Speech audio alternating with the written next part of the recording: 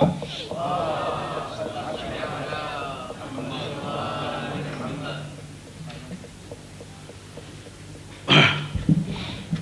alaikum.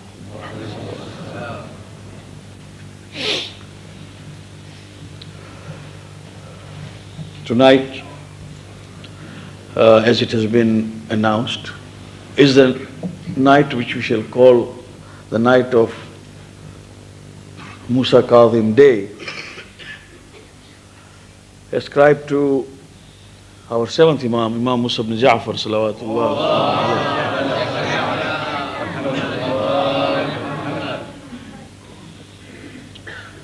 Before I come to that subject, and we speak about the life and time and the works of Imam, the month of Rajab has set in with many more events. One of them is commonly called Sufro. And the questions addressed to us are so many about this that I would like to make myself very clear. In certain parts of the world, we find that families do not even pay attention to daily prayers, do not even fast, do not even have any regularity in observing the laws of Sharia. Yet Sufro must be held at home. And if you tell them anything about this, they will tell you that it is very important, that it has helped me, that I have had so many difficulties in life, and whenever I held a sufra, or I intend to do so, or I make a vow, I have found myself relieved, therefore I believe in it. But the fact is that in the Sharia, which we call the law of Islam, which is based on Quran, Hadith, and other original sources, there is no room whatsoever, no mention whatsoever about Sufra anywhere. There is nothing like it. It has not been mentioned anywhere, nor does it have any root in history. We call it Sufra of Imam Jaffer Sadiq alayhi salam. But let us admit that gradually, from that little thing, it has developed into an institution which has no root in Islam. Now, before it becomes a subject of debate and any contradiction, I must make it very clear that as far as holding niyaz is concerned, in the name of any Imam, it is, of course, a work of thawab, and it is recommended. You can have it in the name of any Imam. But if you are looking at it as an institution, the way it is being looked by many of us, then there is nothing like that in Islam. For example, from one sufra of 22nd Rajab, so many sufras have emerged. So many. We find people holding sufra at home in the month of Shaban, in the month of Shawwal, in any month. And you ask them what is happening, they say, it is sufra at my house. And that sufra has no origin at whatsoever. But it has taken a shape. And then so many things have entered it. If you have been to any sufra, and I hope you have been. If you have not been, you will go to, inshallah, this year. You will find the attendance at sufra is sometimes twice the attendance of any other majlis. People fight for that niyaz. I don't know what they believe in. Allah subhanahu wa ta'ala knows. But I feel that there is some misunderstanding which must be clarified.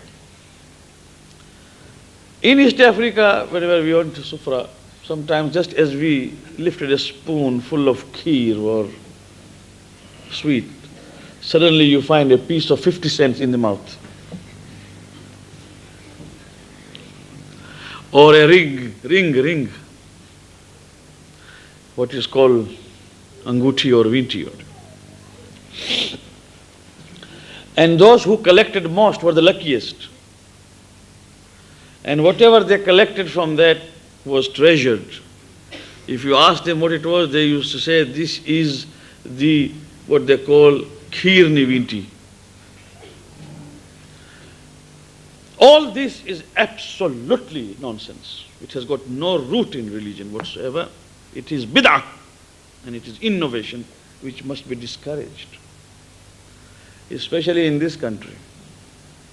If you give somebody 50p or 20p in his mouth, and by any chance if a small child swallows it, then you will remember the day in the calendar forever, when you will be sued and you will have to pay for the surgical treatment given to the child or to whoever has swallowed. Whatever is not in Islam and is not in Sharia must not be introduced. It is simply not there. What we should make a niyat is that this particular niyaz on that day, say 22nd of Rajab, will be served in the name of Imam Jaffer Sadiq Salawatullah. That's all. There's nothing else to that. It could have been Imam Zainul Abidin tomorrow. It could be Imam Musa ibn Jaffer, because on 25th of Rajab we'll have wafat of Imam Musa ibn Jaffer. So, it can be, you can have that. And I would say that Ashura day we are having Sufra of Imam Hussain alayhi salam. Sufra means that which you lay down, upon which you place the food for guests to eat or for yourselves to eat. And as far as the menu is concerned, that it must be khiraj and it must be something which is kept there, puri and all not. Well, that is up to your own taste, but there is nothing like that. Of course, there is a reference somewhere. There are books where particular food which the Prophet liked or which a particular Imam liked most is mentioned. In history, it is sometimes mentioned, particular Imam liked a particular food most. For example, for Imam Jaffer Sadiq alayhi salam, it is there mentioned that he liked to take rice with milk. Now, we do not know whether the rice was cooked separately and then he drank milk, or whether it was given the shape that we have given it, as rice is cooked and then we have a kheer, whatever it is. That is not mentioned. But what is mentioned is that he used to take rice with. And in India today, we see so many people at home in the nights, they take rice separately and they pour milk over it and they eat. It's not kheeraj. They like that way. Many take khichdi with milk and they eat. So that is not to say that it is particularly the same thing as we do eat. However, that is a cultural aspect of it, but it does not make a part of religion. If you understand this, then it is very clear. And therefore, many things that have been introduced together with it, they all go out. All. What is today in your house? Today is Sufra, right? The mother says, I can't take any son of mine. Why? Because no males are allowed. From where has it come? Allah subhanahu wa ta'ala knows. And then a chitti comes from the house where you have been invited, that any women, any ladies who are not in their, free from their monthly course or period, they must not come. So the ladies who are in their period do not go, because they are not supposed to touch that food which is so sacred, that it is much more sacred than even niyaz of Imam Hussain. They could have come to Imam Bar and eaten even on the day of Ashura, but they cannot eat that sufra. And some ladies who do not know in advance that they will be told this, are told when they are already arrived.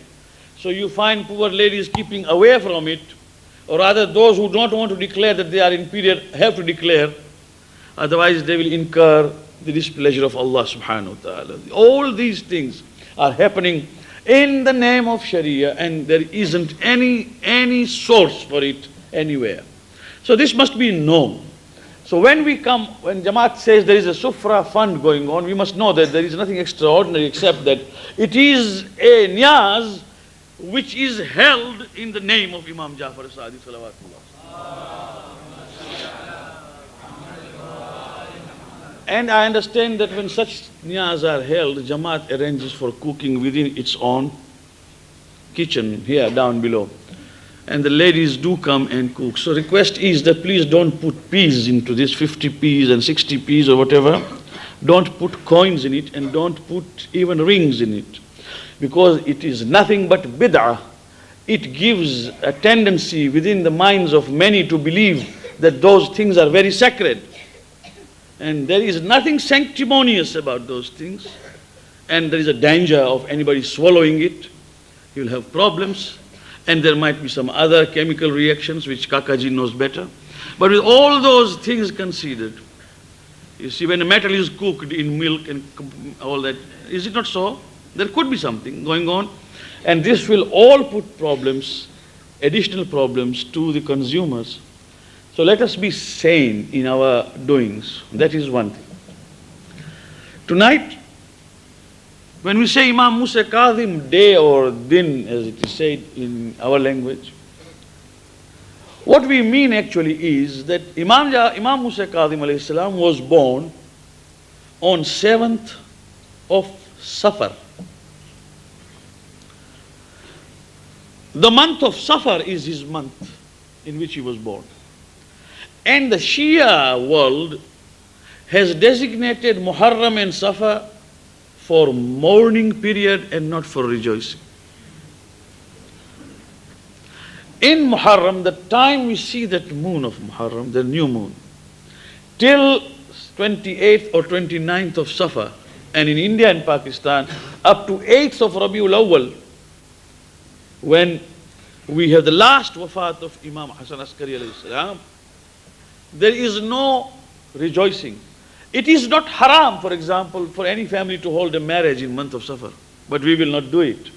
Why we will not do it is because we believe that the only way of revival of the teachings of Ahlul Bayt salamullah alayhim ajma'in is to keep this mourning period alive, even if those who do not love Ahlul Bayt don't like it, even if the authorities would like to discourage it, we would always keep it up.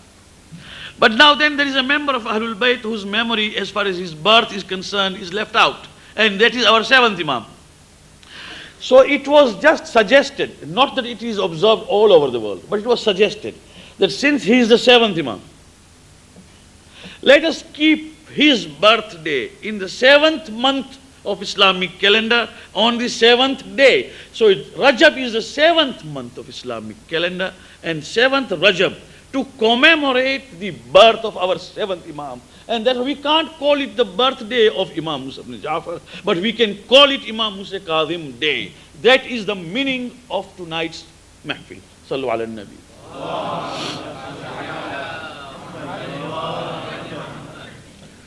So, since this is that night, we will shift. We will, inshallah, discuss akhlaqiyat next time. After all, whatever we are discussing is the teaching of our Imams. So we will today pay tribute to himself. And there are 2 or 3 historical aspects I will touch, very important, very interesting, and I hope to finish in time. First of all, let us not forget that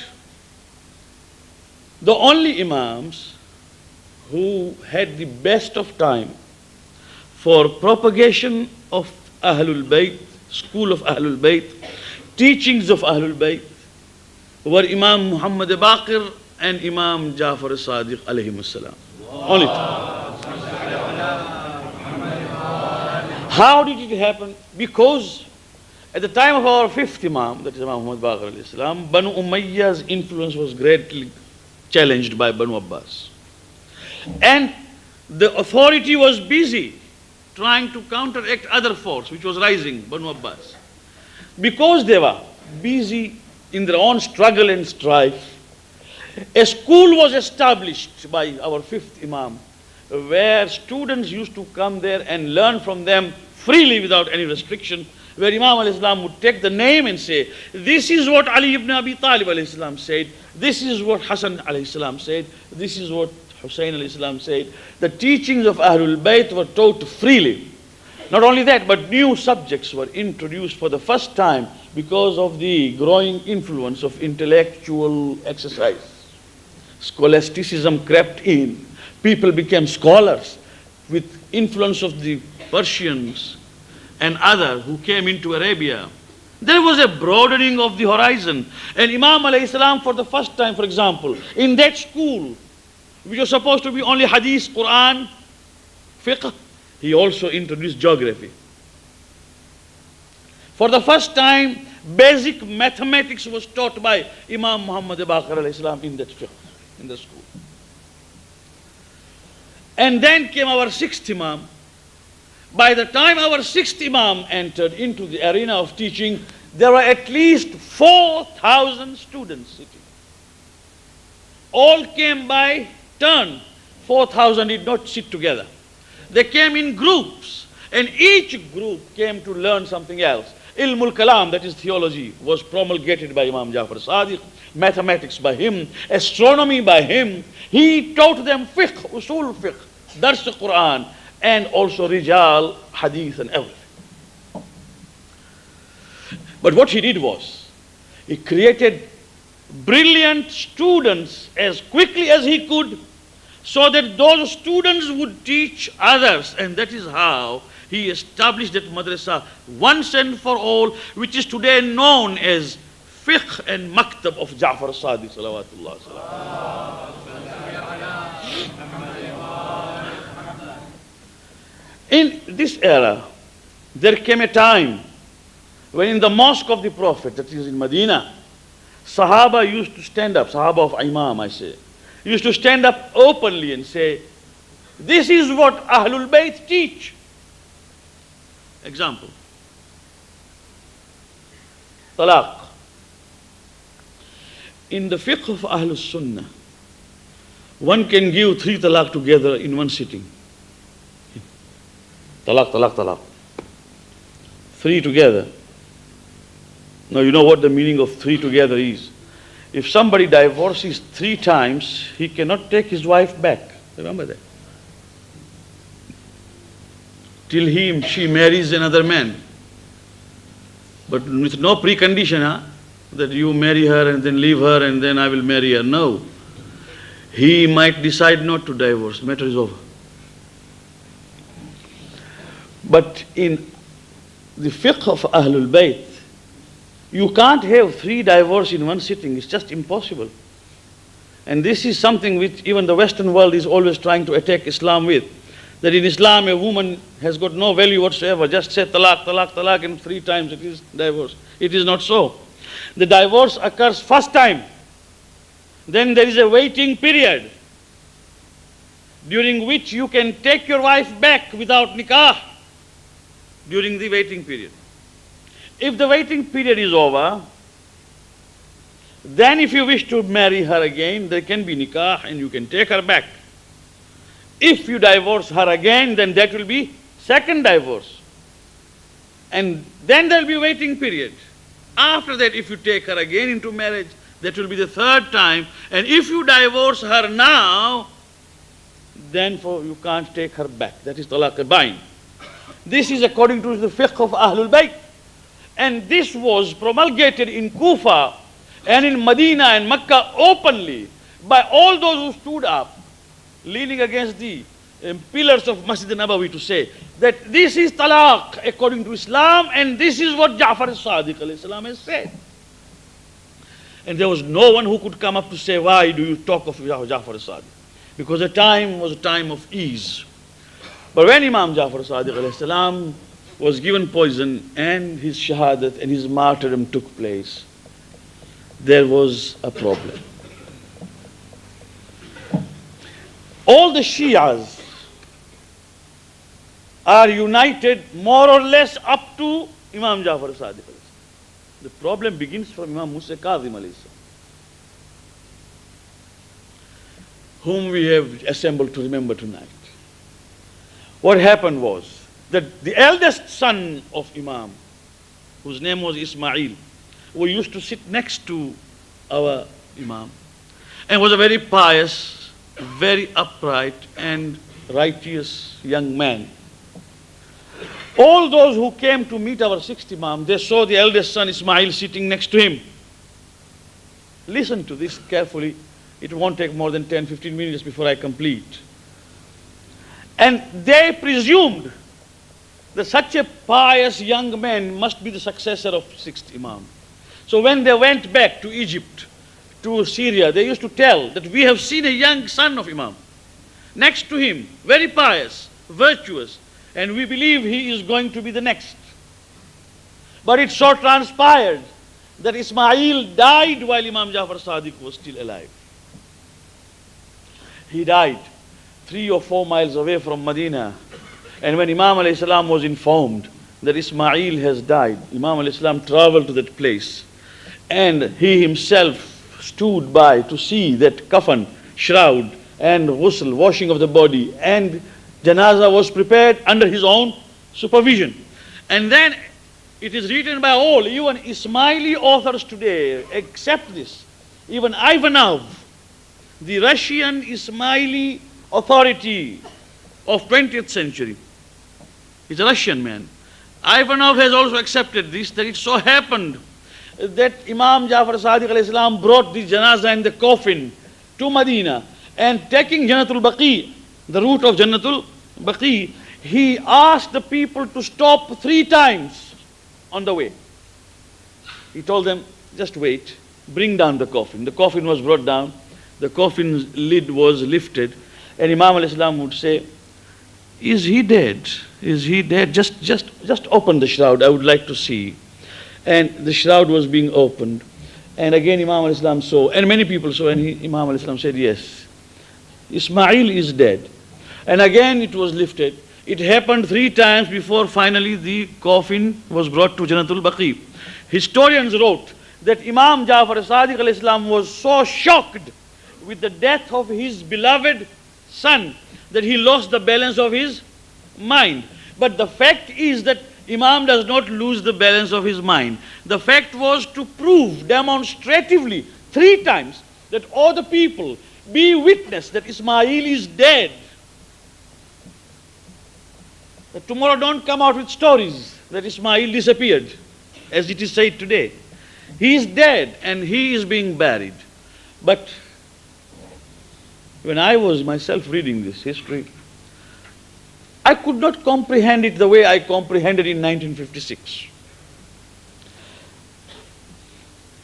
When the then Imam of Ismailis, Aga Khan, Sir Sultan Muhammad Shah died,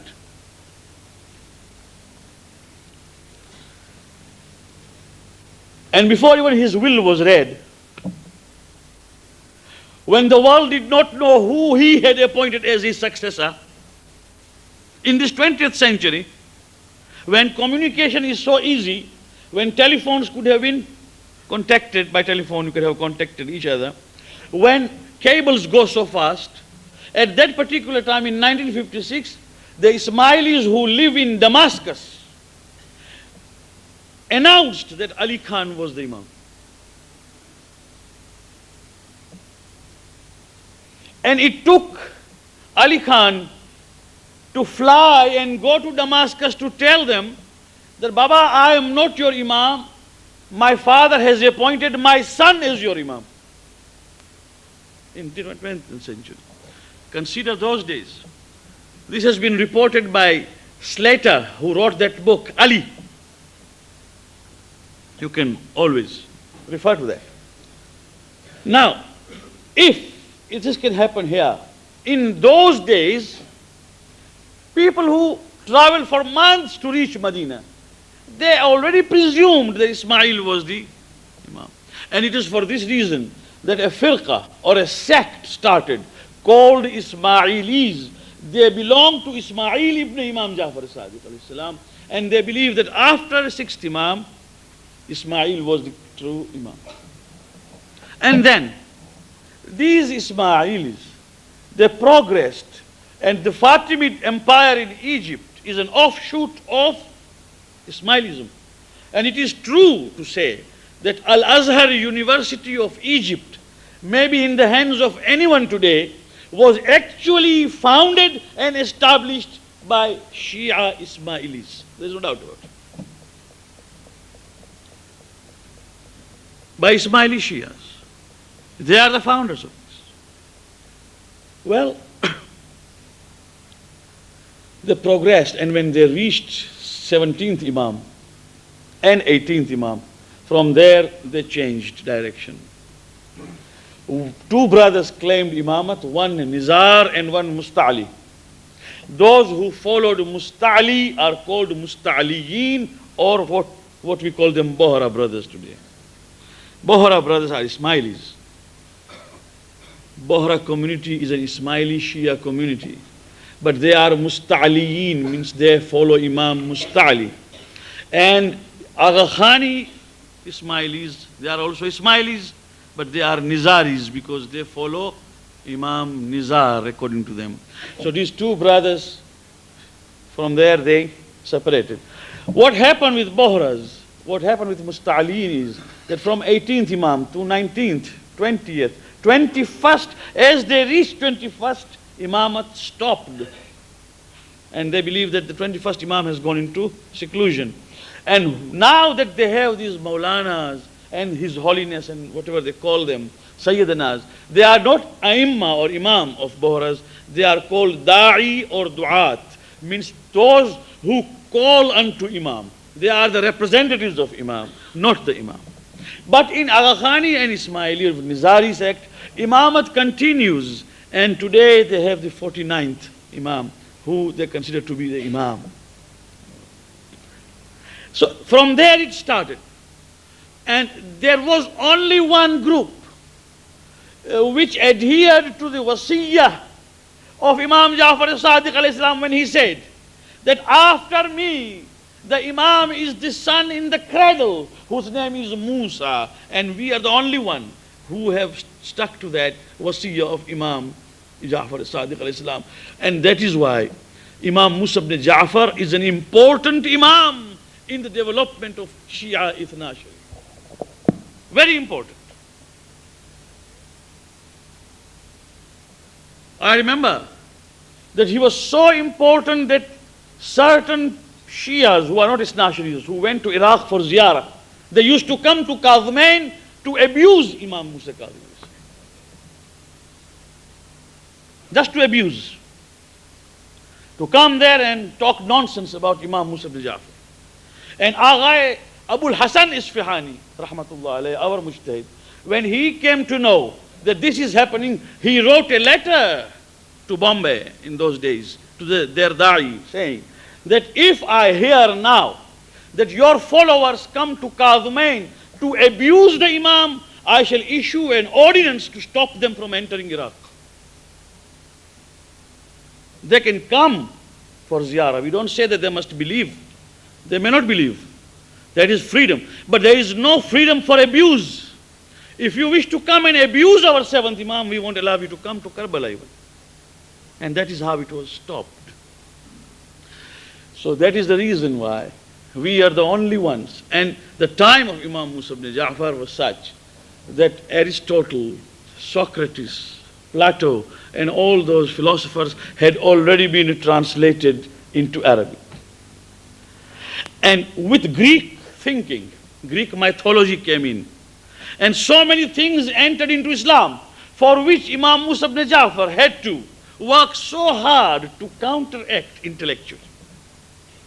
And not only that, the Abbasid Empire reached its zenith at the time of Harun and Mamun Rashid. And Harun Rashid is the time of Imam Musa ibn Ja'far alayhi salam. Even for the believers it became difficult. For example, one man writes a letter, says, Ya Ibn Rasulillah, there is some dispute about how to do wudu. Will you please write for me exactly step by step as to how wudu should be done? Imam al-Islam writes that when you want to do wudu, first wash your hands, then wash your mouth and your face, and then wash your hand like this. Actually, he described this way, the way Ahlus Sunnah do. And then wash your head for masa and around the ears, and then wash your feet. When this man read this from Imam Musa ibn Jaffer, he could not believe his eyes. He thought that, has it all changed now? But that was the order of Imam. And for 3-4 days after that, he went on doing wudu the way it was described. And the 5th day, a letter reached, where Imam al-Islam says, my brother, now stop the way you were doing it, and the right way is this, the way that we are doing it, taught by Ahlul Bayt. So he couldn't understand. Later on it transpired that somebody had already told Harun that this minister of yours is Shia. And if you want to know whether he's a Shia or not, set upon him spies to see how he does wudu. In those 4 days, there were spies in the house to look at him how he was doing wudu. And in those 4 days, he did wudu the way they did it, and he was saved. Imam al-Islam said, we gave it to save your life, but this is how you must do wudu. It proves that those were the most uneasy days when Imam al-Islam had to protect the lives of men. In spite of that, this is the Imam who lived in the prison, or who was sent to prison for not 1 year or 2 years. If you go to Baghdad sometimes for ziyarat, do ask for those who arrange for your tour to show you those places which are known as the prisons of Imam Musa ibn Jaffer. Imam al-Islam was in the prison for not 1 or 2 years, but 14 years. 1-4. And the prison is underground prison, in a sense that we call it sardab, or what you call basement. Dark with small windows, or whatever you may call openings for ventilation up there. Sometimes it was not possible even to know whether it was day or night. 14 years, not on succession. 14 years, sometimes after 2 years being released and again being sent. This is how Imam spent 14 years of his life in the prison. In spite of that, there is a contribution of Imam Musa ibn Jaffer which is worth considering.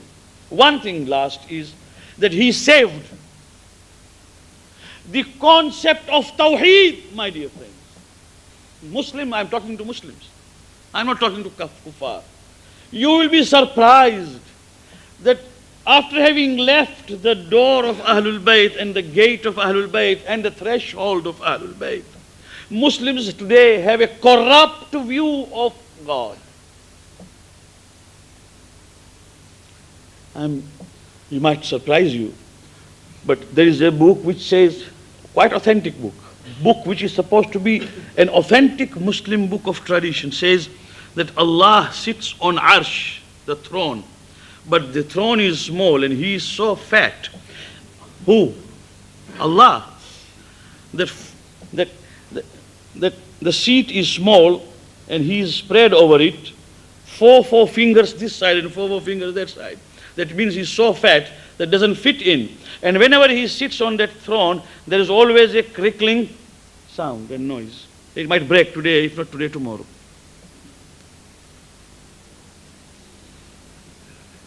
Seems like a fantasy, but it is true. Written by them.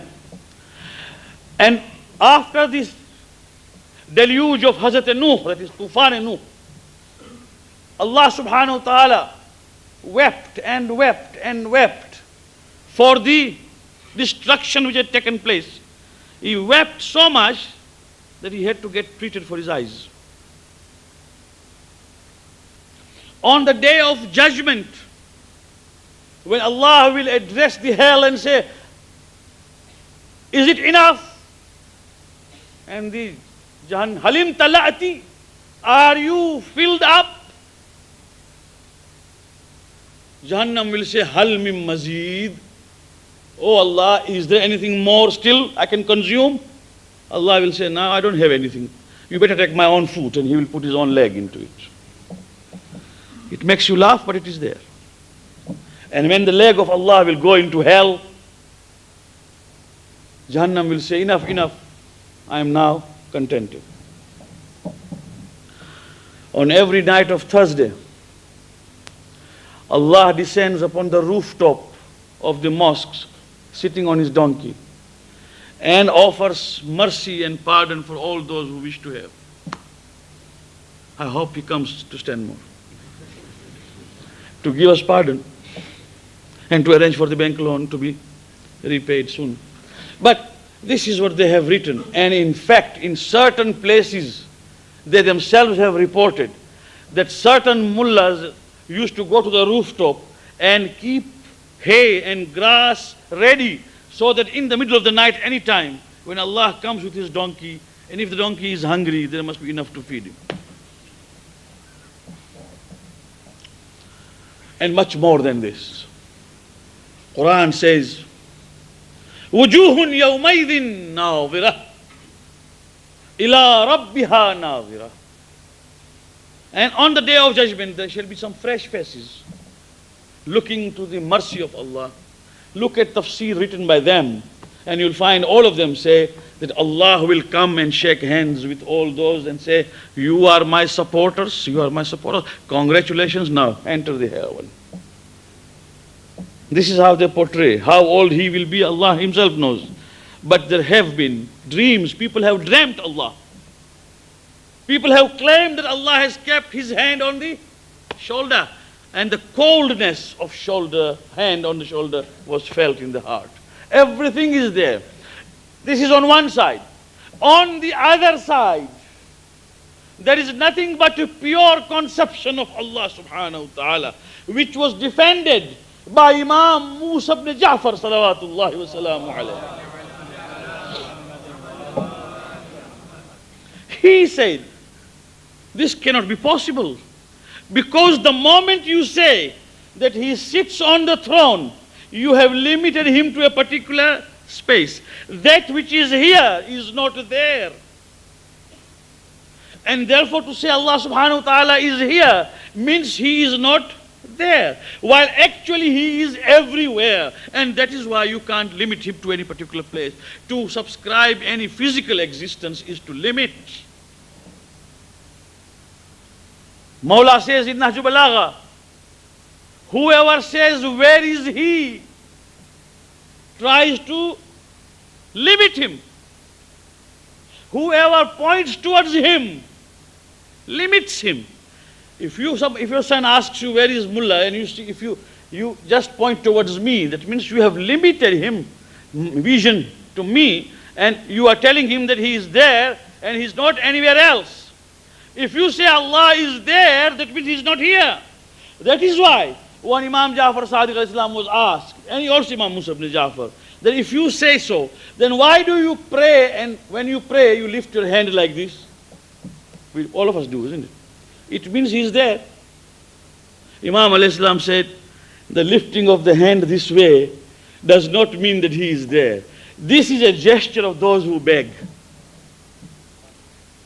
This is simply a gesture of those who beg. It is the begging posture. It doesn't mean that he is there up and he is not down below.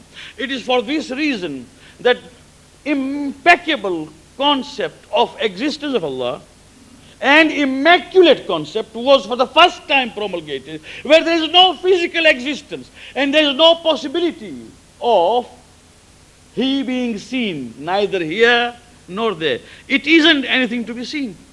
Okay. And he is the first to openly say, Imam Musa Kadhim alayhi salam, when they started believing that whatever we do is by God's destiny. If you killed, Allah willed it and you killed. If you drink, Allah willed it and you drink. What we, in Zanzibar, in Mombasa, in Malindi, and Lamu, we used to hear in Kiswahili, which we don't hear here, but we used to hear anything that happens, nimajaliwa bana. Nimajaliwa means it happened so, it has been written in my destiny that I should suffer this. Baba, what has happened to you? Why do you drink? Nimajaliwa na kunywa. It has been written and I drink. So that fatalism is not there in Islam, but today it is being imputed to Islam. Imam alayhi salam at that particular time has answered this. When Imam Abu Hanifa asked him, and what a lovely piece of literary or rather historical incident this is, that Imam Abu Hanifa comes to meet Imam Jaffer Sadiq because he is a student of Imam Jaffer Sadiq. Don't forget that. He has said, "Lawla sanatan lahalakan Nu'man." If there were no 2 years of tutelage with Imam Jaffer Sadiq, I would have been perished and destroyed. He came to Imam al-Islam. He saw a young boy sitting outside the house of Imam playing with a small goat, trying to feed it. And when Imam Abu Hanifa reached there, he saw the boy playing with the head of that goat, trying to make it do sajda and saying, "Do sajda, prostrate before your creator and the one who created me. Prostrate." So he found it very amusing and he sat down. And he forgot that he wanted to get into the house to Imam. He asked him, he said, "My son, what are you doing?" He said, "I'm trying to tell this goat, this animal, to do sajda. His creator and my creator." He said, "May I ask you one thing? If I wanted to relieve myself, urine, because he felt himself, he said, if I wanted to, is there any place I can go here and will you tell me how I should find a suitable place to relieve myself?" And the boy looked at the old man and said, "Look, if you want to relieve yourself, do not sit facing Qibla and do not sit while the Qibla is at your back. Do not sit when the wind is blowing. Do not urinate at the tree which bears fruit. And do not stand to urinate. Sit down properly and see that don't relieve on the flowing or stagnant water. And see that no people pass. Do not do this while people pass. Sit in a corner where nobody sees you so that there is satri auratain, and then relieve yourself." So he forgot about relieving himself. It was something which he would never expect from a young boy. So many masail of fiqh were today related by one young child. So immediately he realized that this is no ordinary boy. So he asked him, "What is your name?" He said, "I am Musa ibn Jaffer. I am Musa ibn Jaffer." That means Imam Musa ibn Jaffer, Kadhim. "I am the son of Jaffer Sadiq. You want to go inside and see my father? Go." He said, "Before I go there, I would like to ask you." An old man is asking a question to him. It proves, if I were to ask a question to any of my young children here, I would not ask such questions unless I knew that there was something extraordinary about this child. He's a prodigy or he's a genius. He sat down and he said, "What do you say about destiny? Does man commit a sin by his free will or Allah forces him?" This is a crucial thing even today. "Ash-sharru wal khayru kulluhu min indillah." Don't you hear that? They say this, "Ash-sharru wal khayr min indillah." Everything good and bad comes from Allah. Even today they say that. So Imam alayhi salam left that animal, that goat, free and sat and said, "Shaykh, there cannot be anything but 3 circumstances. Either Allah forces us to do it, or we do it of our free will, or it is 50-50. Half of it is done by free will and half of it is done by His force. Is there any fourth alternative?" He said, "No. Either you do it yourselves, or He compels you to do it, or you two share it." He said, "Yes." He said, "Then, if He compels, then there should be no Jahannam.